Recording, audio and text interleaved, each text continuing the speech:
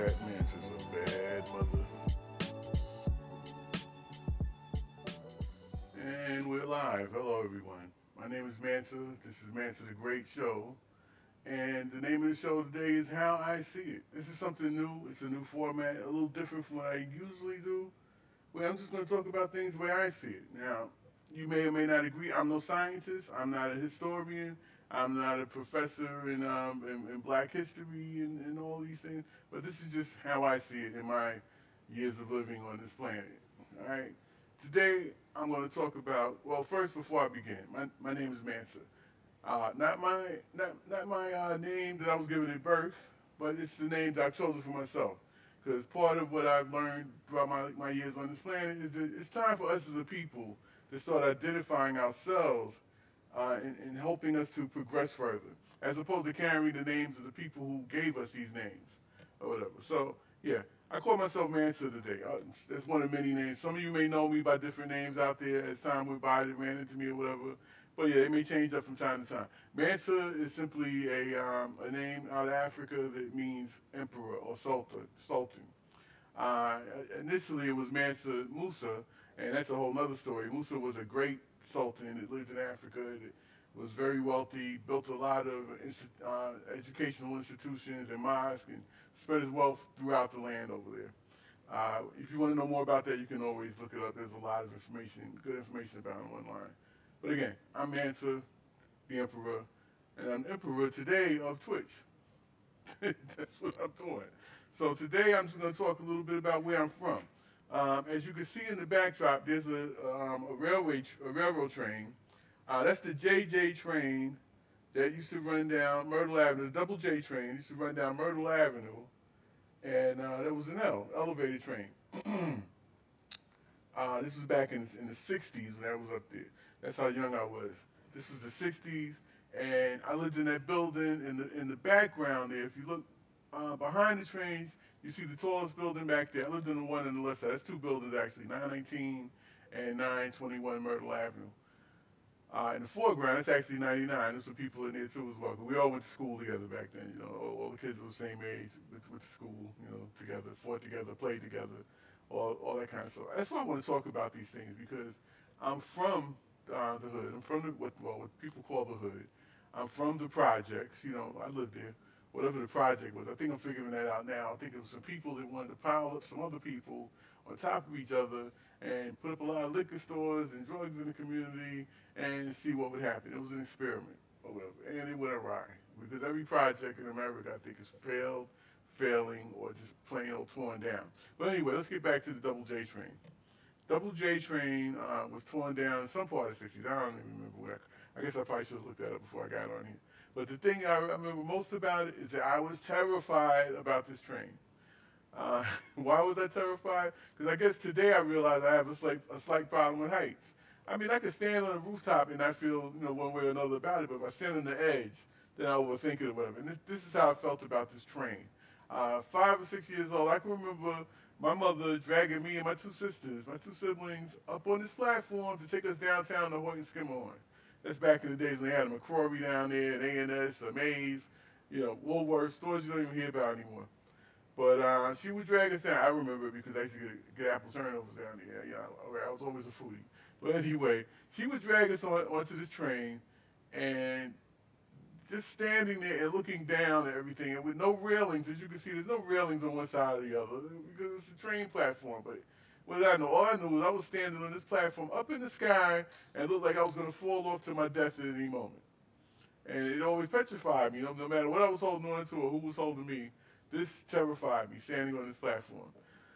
And but I survived it. I would go down there and I have to congratulate my mother. Shout out to my mother.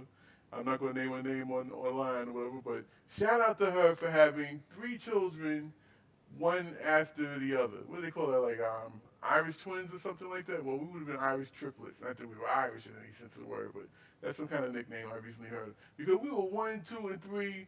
We were barely a year apart from each other.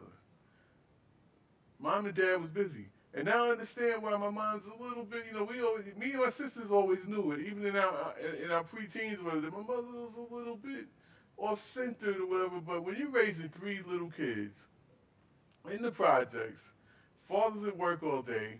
You're the one that's teaching them how to skate and ride bikes and all those things or whatever every day, dragging them downtown with you because you had to go and get you a handbag or a skirt or whatever. But you had to take them everywhere you went. And she was good with us. I mean, I remember my mother, she made sure we were dressed right. You know, the clothes was always fresh. I mean, my father took me shopping, you know, bought me suits that looked like his or whatever. But she made sure that we were clean, homework done, knew how to do the homework, did well in school. In elementary school, we were all straight A's and in special classes and all that or whatever. Well, into high school. Well, I say into high school because that's when things, it's a whole other story. But anyway, my mother was good with that, you know. But again, kudos to mom for taking care of the three of us. Now, getting back to Tompkins Projects. Back then, this is like, all right, I was born on Green Avenue, Green and Gates. I have no memory of that. I was a baby back then. I think I remember stuff, but I probably don't remember anything about that. I think I moved into Tompkins when I was like 3, maybe 4 years old. Probably 3, because my sister went to school. She started kindergarten when we were there, which means she was 5, so we were there a good year or two.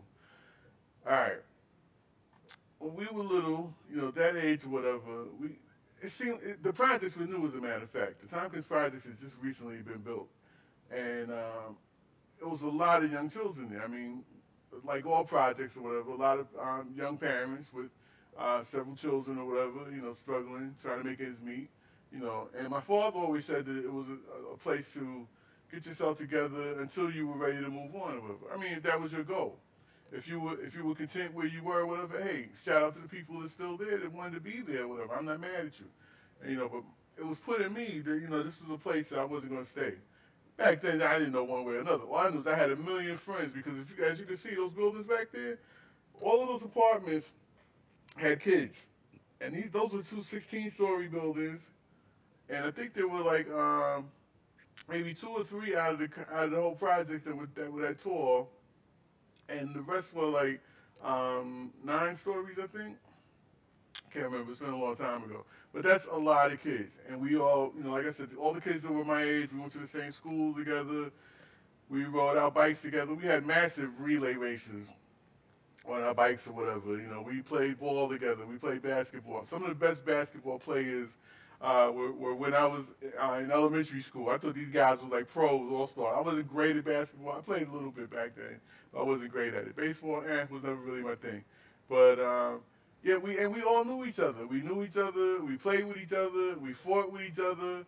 And at the end of the day, we were still friends. Like I said, we fought, and back then, you could fight with somebody and it was okay to get your differences out. The older cats would usually watch you fight or whatever till it looked like somebody was about to bash somebody's brains in. Then they break it up and make sure you shook hands and y'all was still friends. And even they did that. I mean, I seen guys that was like maybe 17, 18, and they seemed like grown men to me at the time or whatever. But they would fight, and after it was over, they shake hands or whatever, and it was cool. Nobody carried a vendetta where I'm gonna get a gun, I'm gonna kill your little sister, I'm gonna do a drive-by on your apartment or your house, whatever, and shoot everybody. It wasn't like that. We were family. Everybody that lived there was kind of like, even to this day, I don't know a lot of the people that live there now, but I still have people that I grew up with that were my family then that I still consider family today. And those of you that watch me, you know who you are. And that's just how it was back then, living in the projects. I was project like we would wake up, and that's when I gotta say this too. That's when in the summertime, summer seemed to last forever. Summer was like it seemed like it was a year long. It seemed like summer was as long as school. Now you realize later on it's only a month and some change, or whatever, that you're out of school. But it seemed like it was forever. And we would get up early in the morning, get our skelly tops, our handballs, what we call sport bing balls or whatever. If you were lucky enough to have a basketball, and you would go outside and you stayed out there until your mother or father shouted for you, and you could be in the back of those projects. And if your mom shouted for you, and you was in the park in the back, you heard her, because you better be upstairs when your mother or your father called you or whatever. But anyway, we would play all day. And we had skelly fights. For those of you that don't know what skelly is, it's a game where you took a top, and you took your top outside, and they had courts that they drew in the projects. I know a lot of places in the hood, in the neighborhoods that we lived in, you would take chalk and make your own courts or whatever. and you had to hit your top into the squares or get knocked out. And we had fights over this game, whatever. I mean, like, it was like a big, massive thing or whatever, because you wanted to be king of the skelly court or whatever. But anyway, those are the days. Those are the things we did. We played all day. I say that to say that today, like, I don't know, maybe it's because of where I live at now. I live in Staten Island now, but don't get it twisted. 40 years in Brooklyn don't make me a Staten Island in a few years or whatever. But like, when you live in a place where it's not like the inner city, and I don't even know so much if it's like that in the city or whatever. Do kids still go outside out there? Can you go outside out there? I think parents are a little more worried now than they were when I was coming up. Like I said, we were young, and our mothers and fathers would let us go out early. As long as we was with a few other kids or whatever, they was good. You know, when I was like 6 or whatever, if I was in front of the building or whatever, I was good because the other parents that lived there kept an eye on you. You know, they would look at because they knew your mother and your father, and you didn't get out of line around them either. You know, you wasn't going to be cursing and carrying on and smoking at 10 years old and in front of adults or whatever. 'Cause they smack you upside your head or worse, and then take you upstairs so your mother and father could whip you behind or whatever. And to me, that was good parenting. Some people would say that that was abuse. You know, it should have been, but it kept young people in check. Today, it's like young people are like, oh, I can't, you can't do nothing to me because the cops will arrest you, and I'll call BCW, whatever. Look, my son tried that on me once when he was a baby or whatever. And I told him, look, after I'm done with you, they can have the rest, whatever's left of it. But I'm gonna still do what I gotta do because I'm your father. I never abused my kids or whatever. I never looked at it that way. I feel like young people at a certain age, I'm not gonna let my kid put his finger in a light socket, and if he keeps trying to do it, I'm gonna spank him. And when I say spank him, I take my hand and pep on those legs or whatever. They give you the look, they know and understand. The next time, all you gotta do is look at them because they know they're gonna get that spanking or whatever's coming in. And I'm not talking about getting a broomstick or a switch or punching them or whatever. These are babies. These are our babies or whatever, and they're delicate and they're fragile. And if you're doing that stuff, cut that out. Cut that stuff out because that's not good. That's not a good thing. They're not adults. They're babies, and they're there for you to teach them, raise them, nourish them, nurture them, and make them into the adults that they're going to be someday. Not try to destroy them and make them afraid and fearful or whatever. Did my father go overboard sometimes? Yeah, I think so, but that's a whole nother story. I think it's because of where they came up from, and it had something to do a little bit to do with slavery and being abused a few generations back. That's all they knew, and they figured that's the way to keep their kids in line too. It was the same way that Master kept their parents in line, and their parents treated them like that, and their father wasn't there because they was. Anyway, I'm getting sidetracked again, as my wife would tell you. I talk about too many things at one time. But where was I? Oh yeah, playing outside, getting into fights, whatever. Parents disciplining you and such. My mother was good at going up to the school. My sister don't recall it, but my mother made sure that we had our homework done. Our homework was tight, and she'll still remind you today that one thing she's good at is math. And yeah, I didn't understand math for nothing because I've always been of a mindset while I'm doing it, I can do it and I can be good at anything I'm doing. But if I'm not doing it in a couple of weeks or whatever, I don't care because I'm only good at it because I'm doing it at the time. If it's not something I'm not doing, I'm not. I lose interest in it really quick, you know.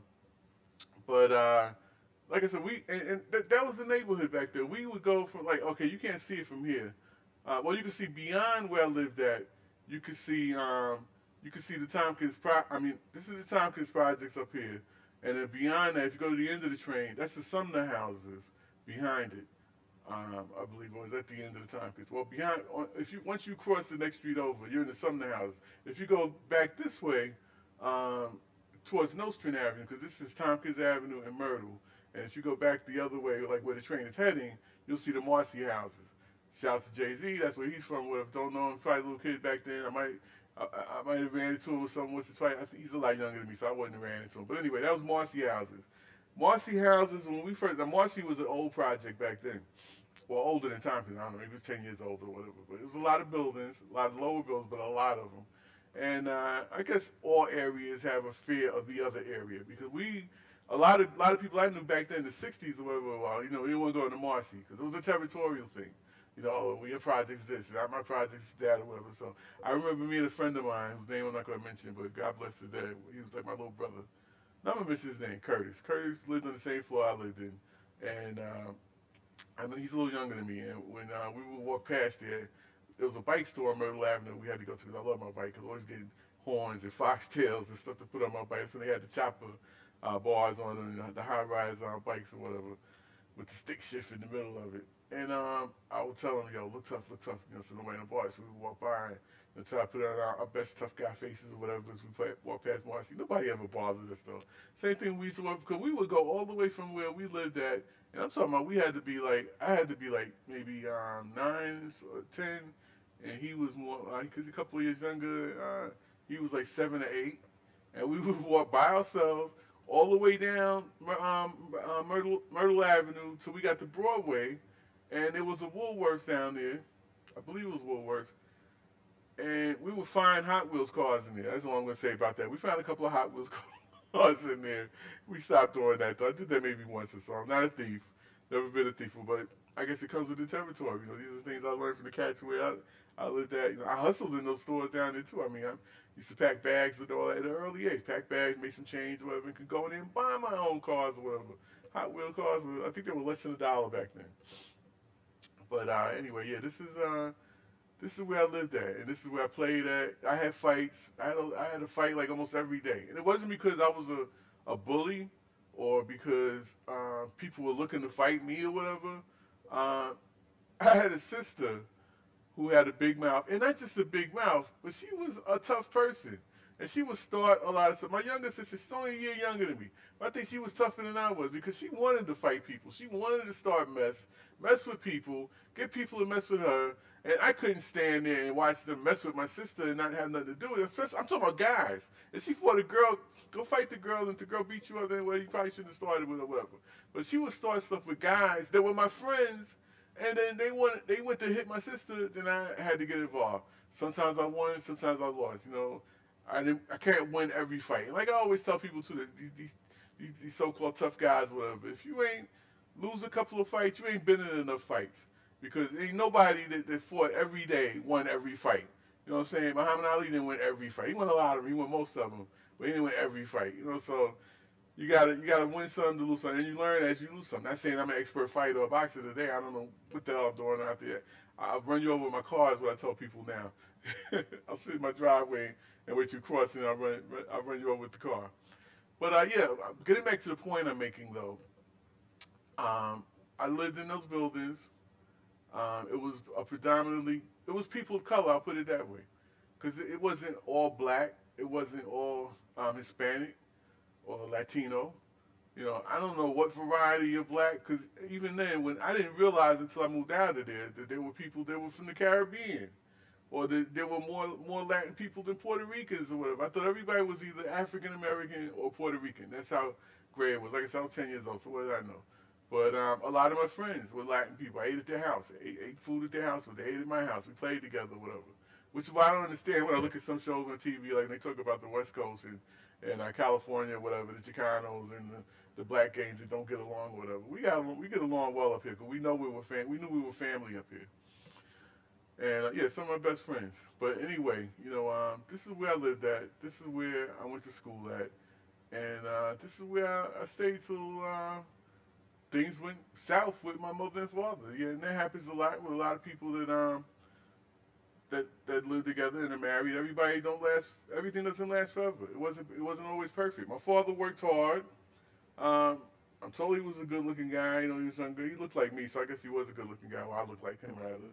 But my mother is a beautiful woman, still is, 84 years old this year, and but she had 3 kids at home, and so sometimes dad wasn't always coming home, I guess, and he had another agenda. A lot of guys do and did, even back then or whatever. Until it became a point where they tried, you know, separate, back together. And eventually, it was like, all right, you're out of here. 3 strikes. I don't know how many strikes it actually was, but he was out. But they had the mindset that when you separate and you have a son, it's up to the man to take care of the son, take the son with him, live with him. I've seen this happen with a couple of relatives, or whatever. I think it's a bad idea if your sons are young, especially if your mother was the primary caregiver and looked after you. Because what happened is this whole thing with being good in school went to being bad in school because my father wasn't there when I came home. And I was a smart kid, like I said. Sometimes smart could make you do bad things. And because I came home and nobody was home, I started not doing my homework. It wasn't checked all the time. I started hanging out with kids who were older than me. Started doing some of the things they were doing. They were drinking beer. to get in with them. They thought I was cool if I drank beer, which was stupid, but I did it. So things kind of went a little bit wrong at that point or whatever. But that's pretty much what that was. And I'm gonna leave it at that right now. Let that just sit in. Let me just end it with this. Let me put a cap on this. These were the projects. Back in those days, the projects were a family thing. Now they were. Oh, let me go to something else. There were gangs back then. I remember there were gangs back then. There were the Tomahawks. There were the Savage Skulls. I think there were the Spades, and there was a Spanish, a Latin gang called the Bachelors. I don't know how big they were or whatever. I know a lot of young Latin guys was in the Bachelors. But even then, guys would have they would have a fight. They meet in the park or whatever in one of the projects, and you see them coming because they had on the denim jackets with the colors on them, with the big fur collars and stuff, with the big afros, and they have a bat, a chain, a stick, or something, and somebody would get whacked with the stick or whatever. But before it even progressed to being a big thing, the housing police was stationed in some of these buildings. The building I lived in, they had their main office was right on the main floor. So, and they were black cops. I don't remember a white cop that lived there back then. And the cops would be on it. The helicopters would be out there. The cops would be on it, and the gang fight would be over. I don't know how many people got killed now. I don't even know if anybody ever got killed in there. 'Cause like I said, guns at that time in the '60s wasn't a thing everybody had. One or two older guys, somebody's dad or whatever might have had a 22 or something or whatever. But as far as guys who was in their teens or whatever, you had a zip gun. If you were lucky, I heard about the zip gun. I seen one as I got older. And you take a wooden block, you take a door latch or whatever, you put a bullet in it, and you slide the latch at the bullet, and it fires one shot. And you probably missed the guy that you was trying to shoot with that contraption anyway. But years later, somebody figured out how to, let's get these people some real guns. And let's see what happens. And there's always a plan. I believe there's always a plan with somebody out here, how to get rid of us. Part of it is the drugs. Part of it is the guns. And don't tell me there's not a way to stop that. Because you can stop almost anything else. But when it's things that are trying to get rid of certain people, hey, let it happen. Let it be. But anyway, let's stop the nonsense. Let's teach our kids. Let's work with our children. Let's love our children. Let's love our women. Let's love our men. Let's stop being, so petty with everything. Like this is a new term I'm hearing on these TV shows. Whatever. Oh, we took a break. We had a fight, or we took a break. And so while we took the break, I had sex with somebody else. And she got. What the hell is that? What the hell is that? I'm married to somebody. I get into an argument with them, so I took a break. I took a break from my marriage. I took a break from my kids. That gave me license to go out and have sex with somebody else, unprotected sex, and get them pregnant, or possibly bring a disease home to my wife if the break is ever over. I don't get that. Stop having breaks. Stop being petty and stop being simple when you meet somebody. Get to know them. Get to know them, before you invest yourself into the person, giving yourself to them, only to realize, well, the sex is over. I really don't care about this person. I just want to have high sex. If that's all you want to do, that have the sex, be done with it or whatever. But don't go out there and commit yourself fully to somebody, and then you don't really go anywhere with this or whatever, and then you end up with all those problems. Like I said, you take a break, you cheat with somebody else. Your wife's cheating with somebody, now you don't trust her no more. Try to get back together. You can't go to sleep at night because she's looking at your cell phone, you're looking at her cell phone. She might have a butcher knife under the pillow. Because to me, that's the next thing. I mean, because if people are going that far or whatever, nobody wants to be cheated on and humiliated and disrespected. And, next thing you know, you're getting stabbed. And some people don't play that. You will get stabbed up for that. Okay, but I think I'm starting to ramble. But again, for the last time, let me close this. These are Tompkins houses. That's the Double J train. They tore it down. Tompkins is still there. It ain't what it used to be from what I heard. There's been a lot of violence. It's rated #1 worst project in New York City now. It wasn't that when I lived there. I mean, there were a lot of projects worse than it, but now it's #1 worst project. I mean, the whole crack epidemic, people in jail, not disenfranchised. There's no jobs in there because the people that own the businesses aren't the people that look like us generally. Well, they own the businesses, get the money, go somewhere else with it. And the money we make, we don't spend it in our community. We go downtown, like I said, we just take the Double J, and whatever money we made, we spend it down anyway. That's where I lived. It's still there. We can make things better if we just start to recognize that we are family and stop tearing each other down and let's start building each other up. But that's it for this episode, and I'll see you next time on That's How I Feel, and that's how I see it. This is Mansa, and this is how I see it. You let me know how you see it. There's comments in there. This will be up on YouTube. You can look up Mansa the Great on YouTube. Watch the video. There'll be some music to it and all that kind of stuff. Yeah, anyway, I'll see you next time, people. Peace.